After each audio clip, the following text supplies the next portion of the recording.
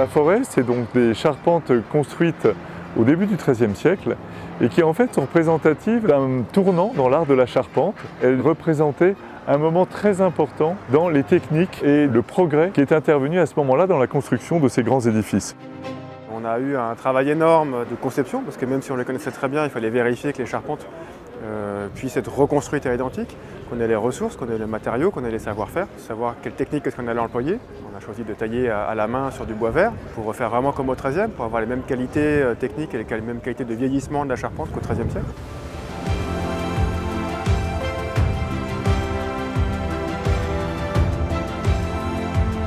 On a commencé à lever cet été là. À la fin de l'été, fin août, début septembre, on vient de lever la ferme numéro 9 et c'est une ferme principale. Et puis ensuite on va devoir changer un peu notre méthodologie pour l'abside qui est une charpente un peu différente. Toute la charpente a été montée à bord de nos ateliers, puis démontée. Et ensuite on a fait des sortes de paquets qu'on a ramenés ici à Notre-Dame. Et au pied de la cathédrale, on a remonté ces fermes, là, ces grands triangles, on les a assemblés sur des plateformes. Et une fois que la ferme est assemblée, on la lève à la grue pour venir la poser à son emplacement définitif sur le sommet de la cathédrale. Une ferme comme ça, elle pèse entre 4,5 tonnes et 5 tonnes. Pour vous donner une idée, elle a été taillée il y a environ 6 mois.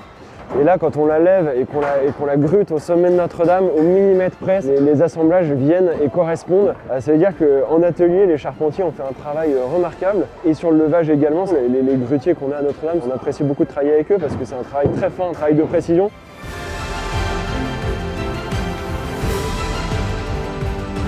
Côté nef, au levage actuellement, il y a une petite dizaine de personnes de la plateforme jusqu'en haut des modules pour assembler et gruter l'ensemble des pièces de bois. L'assemblage de la ferme numéro 4 a été effectué sur les plateformes. Et là, il y a eu le levage par grutage et la mise en place sur les sablières.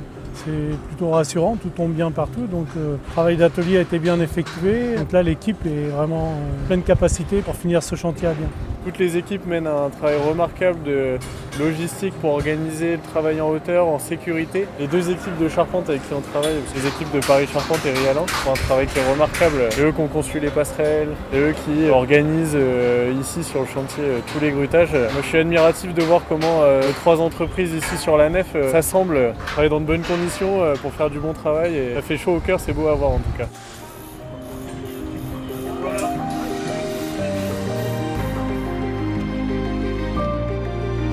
On est allé assez rapidement, effectivement, notamment grâce au module métallique sur lequel on se situe aujourd'hui, qui a été conçu et fabriqué pour le levage de la charpente de Notre-Dame. Cet outil, ce module, nous a permis d'enchaîner en fait les travées, d'aller rapidement.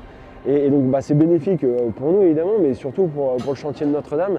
Aujourd'hui, on se réjouit de voir ces belles charpentes. C'est aussi une grande réjouissance pour nous de voir qu'elle est là et qu'elle va tenir son rôle de charpente de Notre-Dame de Paris. Ça paraît même incroyable, un chantier de cette envergure-là, tellement la conception a été bien pensée au départ. Et là aujourd'hui, avec tout ce qui a été mis en place, ça amenait une sécurité au niveau des charpentiers, on a l'impression d'être seul sur le chantier. Ça nous donne une liberté dans le levage qui est appréciable et qui nous fait gagner du temps aujourd'hui. Et en plus, grâce à ces plateformes, le public peut voir depuis la rive gauche les fermes s'élever.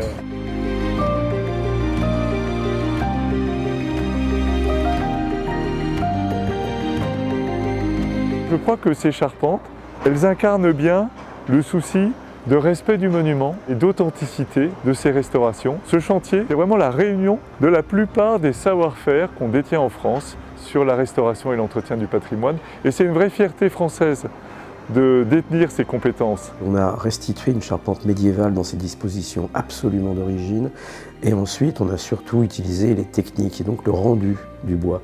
On n'a pas simplement rendu un dessin, on a rendu aussi l'aspect du bois. Et quand on se promène dans la charpente aujourd'hui, enfin moi qui l'ai connue, avant l'incendie, je suis heureux parce que je retrouve ce foisonnement de bois, mais surtout la patte humaine, la trace humaine de cette charpente. Dans le domaine du patrimoine, en tant qu'architecte en chef des monuments historiques, une entreprise comme Atelier Perrault, Atelier Desmonts, elles sont là pour transmettre des objets patrimoniaux, mais aussi transmettre les savoir-faire qui permettent de reconstruire ces éléments.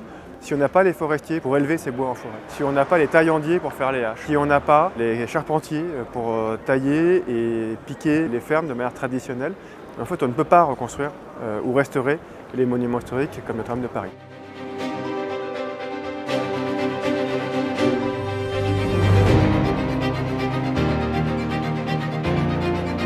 Là, c'est l'aboutissement d'une vie en fait. Je travaille le bois depuis des années, mais savoir choisir un arbre, le transformer, puis le voir ici aujourd'hui, c'est une première quand on refait un monument en bois. D'habitude c'est toujours du béton ou du métal. Voir que c'est possible. Et il y a un an on coupait le premier arbre.